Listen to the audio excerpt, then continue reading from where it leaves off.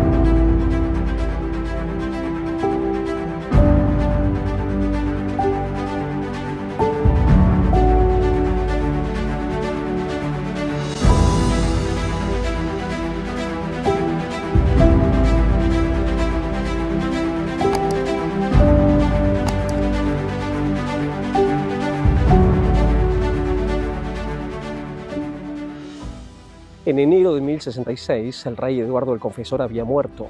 La muerte de Eduardo trajo aparejado el reclamo de mucha gente que aspiraban al trono. Entre los que más reclamarían el trono de Inglaterra, nos vamos a Noruega, el rey Harald Hardrada.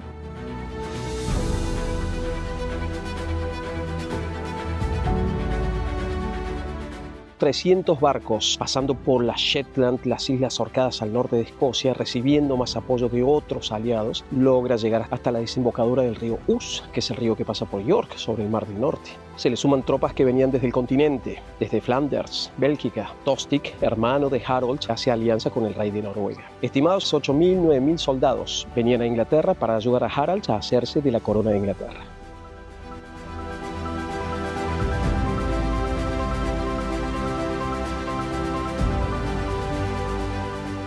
Una vez llegados a Inglaterra, atacan pueblos como Scarborough sobre la costa del mar, se meten por este río Ouse y acampan en las afueras de York.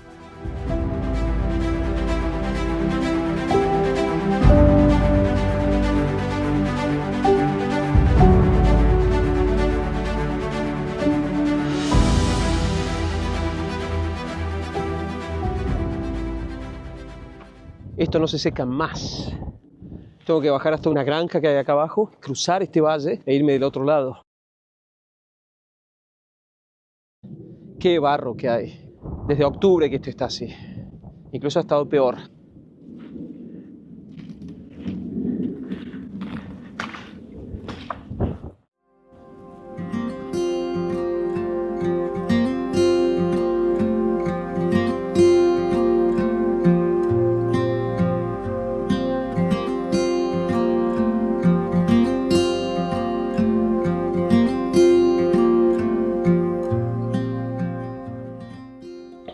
Obviamente un lugar indicado para descansar. Vamos a tomar té, a comer algo rico.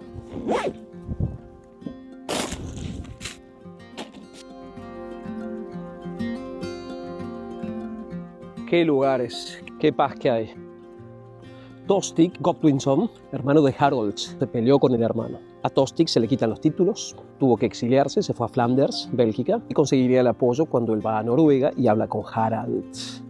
Harald Hardrada, rey de Noruega, es hermano o medio hermano del famoso Olaf el Santo. Gente pesada, gente que se adjudicaba reinados, coronas de Noruega, de Dinamarca, de Inglaterra. Y porque alguna prima o alguna mamá o algún tío se casó con el de Inglaterra, de ahí venía el reclamo también para después decir, esa corona de Inglaterra también es mía.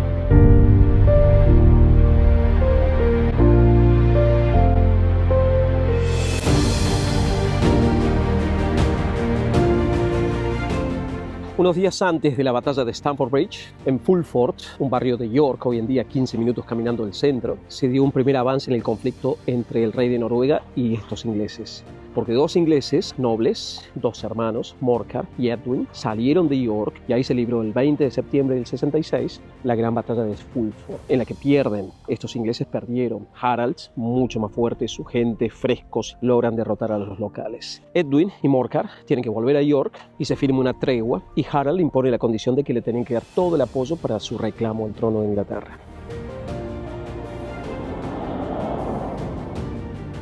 Pero él no sabía que ya estaba subiendo otra persona. En esos días, en el sur de Inglaterra, el rey Haroldo II estaba esperando otra amenaza, otra invasión que era mucho más concreta, la posibilidad de invadir por parte de los normandos.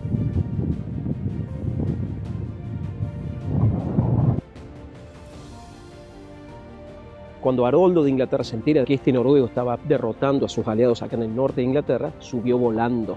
Hizo más de 300 kilómetros hasta York en 4 días. Tanta fue la rapidez con la que él pudo llegar hasta acá al norte, que el noruego y toda su gente ni enterados. Y de esa manera Haroldo II le cae de sorpresa. Una parte de esta historia que me fascina y que a muchos les gusta, viene por otras fuentes, las sagas de Islandia. En estas sagas islandesas, traspasadas oralmente y después escritas en papel, cuenta la historia de que del campamento de ingleses salió un jinete, se acercó al campamento noruego y pidió parlamentar con Harald de Noruega y con Tostig. Cuando los tuvo al frente a los dos, al que le habló más fue a Tostig, al inglés, y le dijo: Tostig, se te devolverán los títulos, se te devolverán las tierras si te pasas de bando y te pones en contra de este noruego. A lo que Tostig respondió: si yo cumplo con esas condiciones, ¿qué le ofrecen a Harald, al noruego? A lo que el jinete le respondió: a Harald de Noruega le damos 7 pies de suelo inglés. Y le damos 7 y no menos porque él es más grandote que los demás. Imagínense, con eso nos están diciendo obviamente de que lo que le ofrecen al rey de Noruega es suelo para enterrarlo, a él y a toda su gente.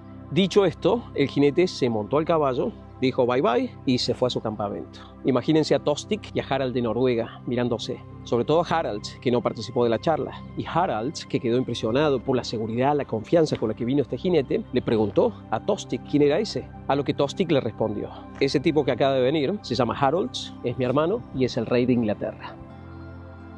Imaginen la reacción de Harald. Lo tuvo al frente al rey de Inglaterra, al que venía a quitarle la corona.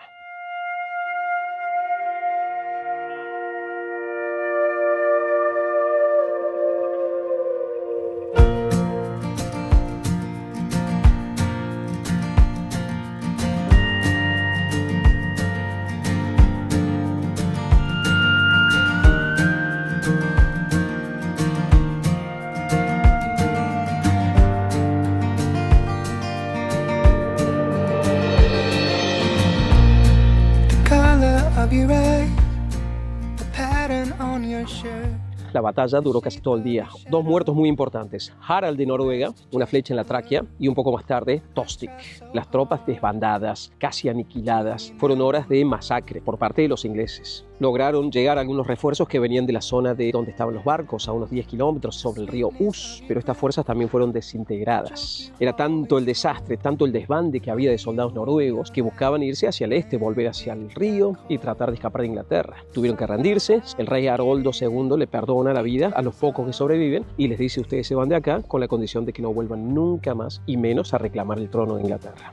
De los 300 barcos que habían llegado desde Noruega y de esos 9.000 invasores que llegaron con Harald, solamente se precisaron 24 embarcaciones para sacar las tropas fuera de Inglaterra. 300 barcos entraron, 24 salieron. Hagan la matemática.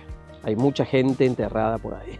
Tenemos las crónicas o descripciones de un monje benedictino e historiador que describía unos años después cómo todavía después de 50 años los campos estaban blancos. ¿Qué era ese blanco? Los huesos de los noruegos.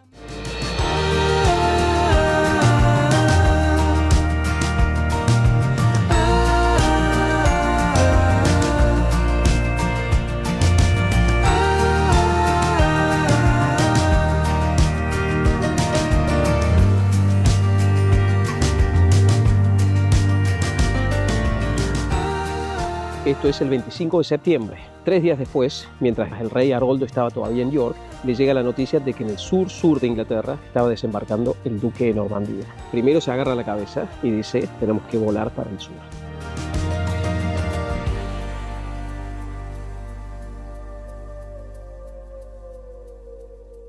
En pocos días, cansado, con menos fuerzas, tratando de recolectar fuerzas a medida que bajaba, logró llegar para tratar de frenar la invasión normanda. Y el 14 de octubre del año 1066, unos 20 días tras la victoria aquí en Stamford Bridge, el rey Haroldo II se enfrentaría a las tropas del duque de Normandía. La victoria que había logrado aquí en el norte no le duró mucho porque en la misma batalla incluso hasta el rey moriría, abriéndole el camino a los normandos para marchar hacia Londres y coronar a un normando como rey de Inglaterra.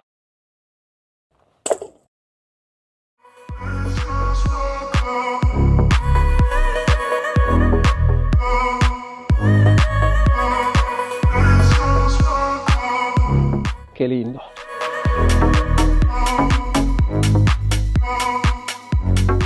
Entre otras historias, en esta batalla de Stamford Bridge tenemos la anécdota del grandote, el soldado noruego de gran tamaño, de gran porte, que se habría plantado en medio del puente para evitar el paso de los ingleses. Cuentan que habría matado hasta 40 soldados ingleses, hasta que un soldado inglés logró acercarse por debajo del puente, quizás flotando, quizás nadando, pudiendo atravesarlo con una lanza desde abajo y eliminarlo. De esa manera, sí, ya el ejército inglés pasaría el puente, cruzaría el río y se desataría el caos.